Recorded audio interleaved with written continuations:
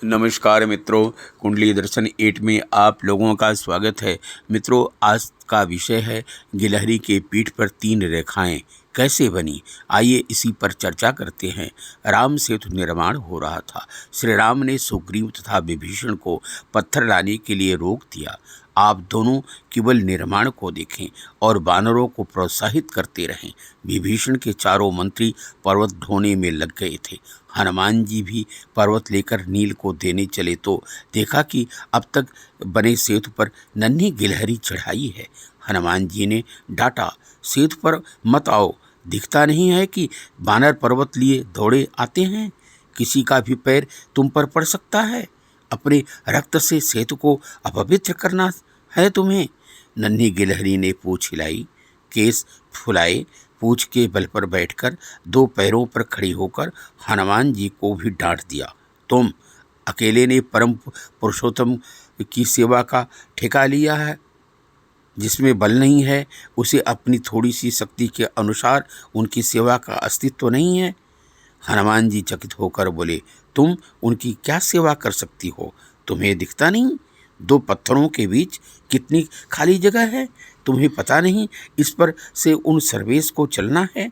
उनके सुकुमार चरण पड़ेंगे वहाँ। मैं शक्ति भर इन खाली जगह को मिटा देने में लगी हूँ।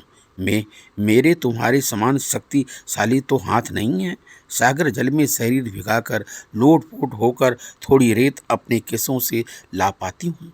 केस हिलाकर यहाँ डालती हूँ। प्राणी अपने शक्ति के अनुसार ही तो उन परम प्रभु की सेवा कर सकता है। तुमने सेवा कर ली, तुम्हें चलो प्रभु के समीप पहुँचा दूँ, पवन कुमार ने प्रेम से कहा। अन्यथा किसी के पैर से कुचली जा सकती हो तो क्या हो जाएगा? किसी राम भक्त के चरणों तले आ जाऊंगी तो मेरी मृत्यु धन्य हो जाएगी। जो सर्वव्यापक है, जिनका स्मरण अपवित्र को पवित्र कर देता है, उनका सेतु कहीं गिलहरी के तनिक शरीर से अपवित्र हो सकता है? गिलहरी ने छिड़क दिया, तुम अपना काम करो, मुझे अपना काम करने दो। तुम्हारी सहायता मुझे नहीं चाहिए। उस दीन बंधु तक पहुँचने के लिए किसी क्षुद्र प्राणी पर कोई प्रतिबंध नहीं है। कोई दुर्बल असमर्थ भी हो जाए तो उसके समीप आकर उसे उठा लेना उन दया सिंधु को आता है। हनुमान जी को इस हठी गिलहरी पर दया आ रही थी। उन्हें इसके कुचल जाने की पूरी संभावना थी। हनुमान जी चाहते थे कि यह डर कर यहाँ से हट जाए। उन्होंने पैर के अंगूठे से उसकी पूंछ तनिक दबा दी। पीड़ा से गिलहरी तड़प उठी, चींची करती घायल पूंछ लिए गिलहरी भागी और सीधे श्री राम के समीप गई। उसने श्री राम के सम्मुख सिर उठाकर चींची की तो उसे उठाकर श्री राम ने अपने बाएं हाथ पर रख लिया। दाएं हाथ की अंगुलियों से स्नेहपूर्वक थपथपा दिया। वे अंगुली के चिन्ह उसी की पीठ पर हमेशा के लिए हो गए।